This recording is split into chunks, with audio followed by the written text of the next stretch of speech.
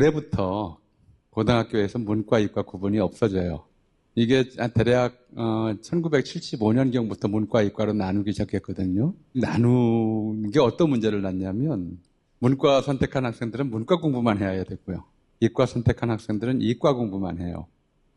그래서 의사가 되려면 이과 가야 되니까 수학을 열심히 해야 돼요. 인간의 고통에 공감하는 능력보다는 수학적 계산 능력이 뛰어난 사람들이 의사가 돼요. 근데 막상 우리가 진찰 받을 때 의사가 뭐 계산하는 거 본 적 없잖아요.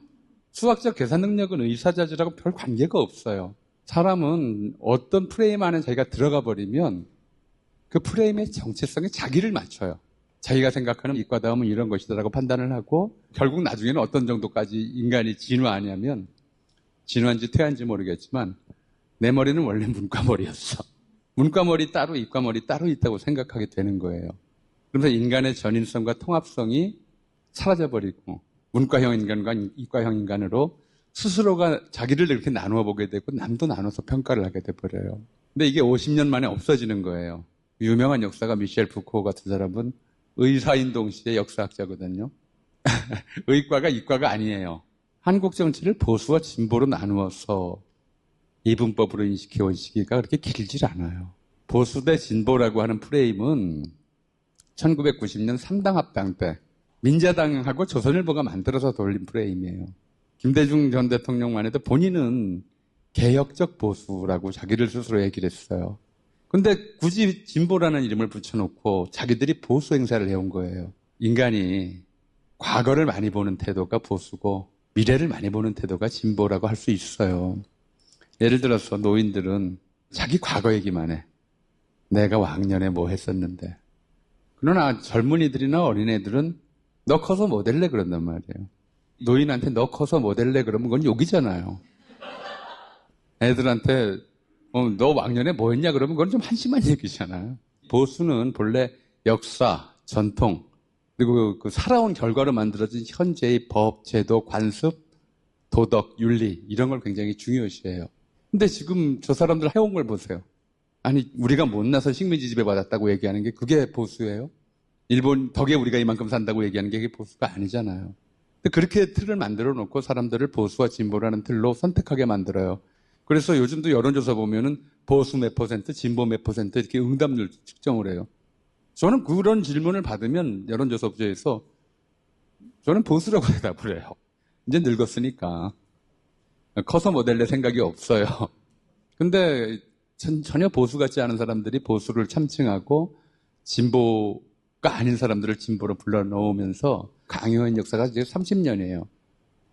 여기다가 이제 진보에 좌파라는 이름을 붙인 거는 이회창이었어요. 이회창이 김대중 대통령한테 좌파 적이다 그랬다가 좌파라고 단정한 건 아니다라고 한 발 물러섰어요.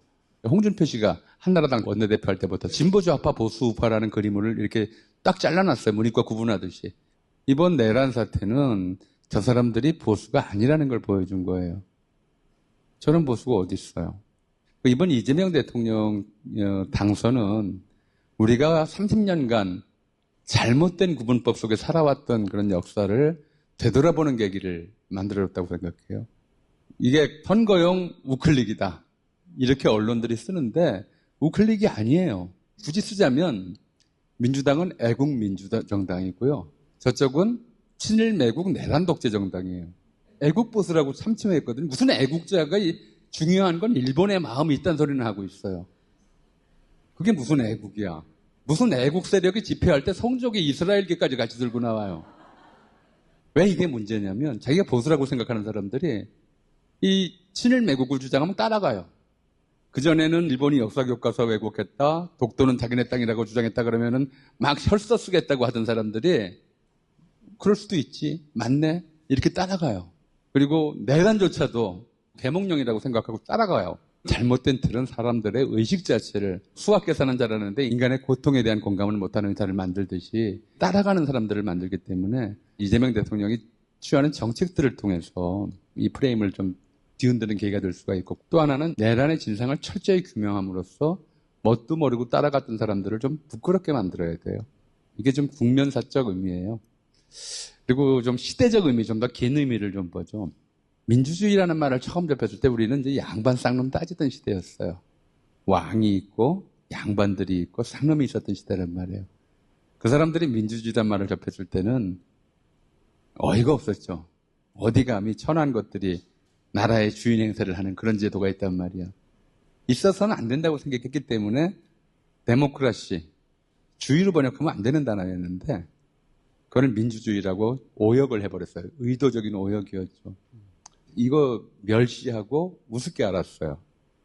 근데 민주공화정을 채택했던 미국 이런 나라를 보니까 엄청 잘 사는 거야. 저 나라는 왜 이렇게 잘 사나? 저 나라는 모든 백성이 나라 일을 결정하는데 의견을 낸다. 왕과 신하들 몇 명이서 결정하는 것보다는 온 백성 1,000만 명, 2,000만 명의 의견을 모으는 게 더 좋은 결론을 낼 수 있지 않겠느냐. 처음에는 그래서 이게 민주주의가 나라를 부강하게 하는 지름길이다 이렇게 생각을 했던 거예요.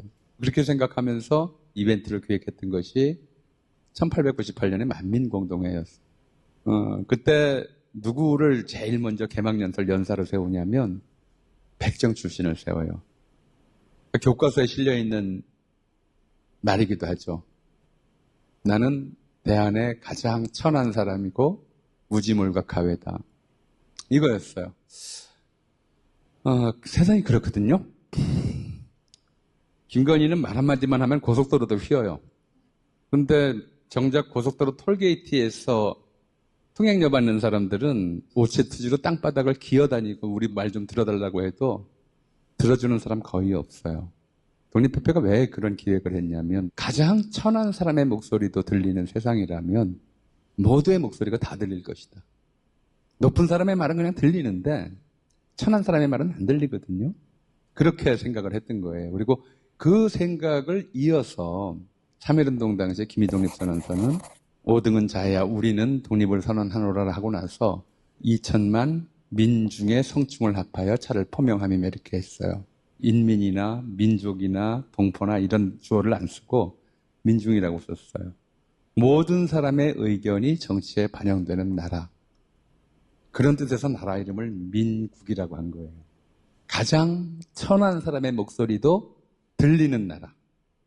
그런 나라가 민국이에요. 그런 꿈을 꾸었지만 상상 이상이었죠. 이재명 대통령은 중고등학교도 못 다닌 사람이잖아요. 3.1운동 때 이른바 민국의 주인으로서의 민중이라고 불렸던 그 정체성을 가진 사람이 이재명 대통령이었죠.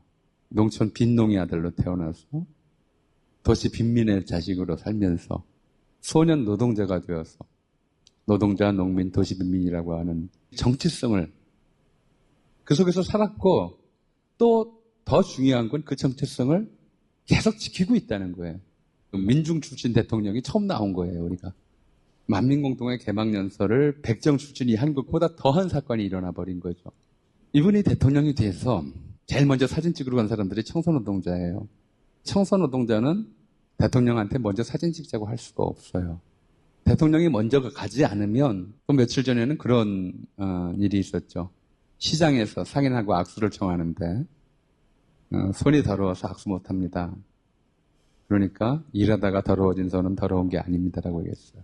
더러운데? 일하다가 더러운 건 더러운 게 아니에요. 네. 대통령이 먼저 손을 내밀지 않으면 그 사람이 대통령한테 악수하자고 먼저 얘기할 수가 없어요. 직장에서도 그래요. 어디 신입사원이 사장한테 악수하자고 손을 내밀 수 있겠어요? 사장이 먼저 손을 내밀어야 신입사원이 그 손을 잡을 수가 있어요. 제일 약한 사람들의 말을 먼저 들어주지 않으면 그 사람들의 말은 들리질 않아요.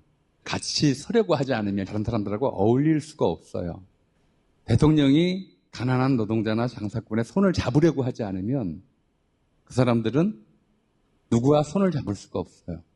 가장 천하고 가난한 사람의 목소리도 들리는 나라, 가지고 힘 있는 사람들이 약한 사람들 손잡아주는 나라. 그런 나라를 꿈꿨거든요. 해방되고 나서 그런 나라를 꿈꿨어요. 그런 노래 있잖아요. 잠꾸러기 없는 나라, 우리나라, 좋은 나라. 아, 그런 노래 있다. 예. 맞아. 불러본 지는 몇십 년 된 것 같은데. 욕심쟁이 없는 나라, 우리나라, 좋은 나라. 요즘 애들이 부르나, 그거? 그게 해방 이후 우리나라가 어떻게 됐으면 좋겠다는 꿈과 희망을 담아서 만든 노래예요.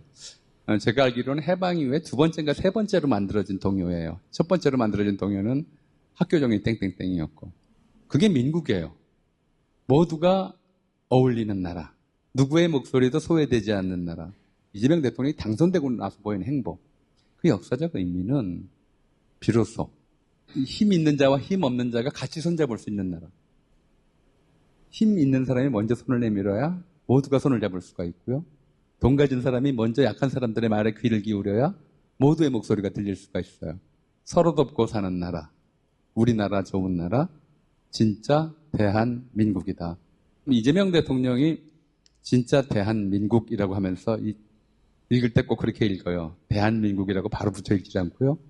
대한민국, 대한국민, 민국의 방점을 찍은 거죠. 길게 보면 대략 1890년대부터 꿈꿨던 그런 나라고, 이재명 대통령이 당선됐다고 해서 바로 그런 나라가 만들어질 수는 없어요. 당연히 그렇죠. 근데 다만 이 길로 가려는 의지는 확실히 보이고 그 자질도 확실히 분명하다. 그게 그렇게 살아오지 않았으면 취임식 하자마자 청소노동자 곁에 서지도 않았을 것이고, 더러운 손을 그렇게 굳이 잡으려 들지도 않았을 것이고, 오늘은 또 대통령실 식당에 가서 식당 종업원들을 만났더라고요. 평소에 목소리가 들리지 않는 사람들의 이야기, 평소에 다른 사람들 옆에 잘 못 사는 사람들 옆에 쓰려고 하는 그런 의지, 국민통합은 이렇게 만들어지는 거예요. 가장 어려운 사람들 목소리를 들어주려고 노력할 때, 가장 소외된 사람들 옆에 서려고 노력할 때, 그래서 그 방향으로 계속 걸어갈 것이다. 그래서 진짜 대한민국을 향한 첫걸음이 본격적으로 시작됐다. 25분 됐나요? 이야.